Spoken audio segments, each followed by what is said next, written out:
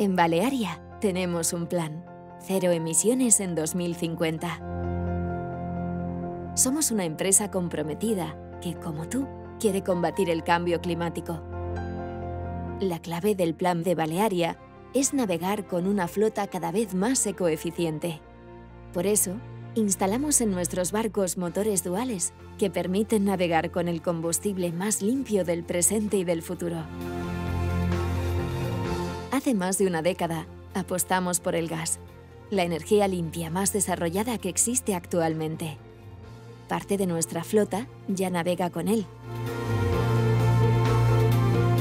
Siguiendo el plan, estamos investigando y probando energías de origen renovable, neutras en emisiones de CO2. Tenemos el primer ferry eléctrico de España. Navega silenciosamente y mejora la calidad del aire. La ecoeficiencia de toda nuestra flota está monitorizada a través de la torre de control. Así es el Plan de Balearia. Innovación y tecnología para cuidar y proteger el planeta.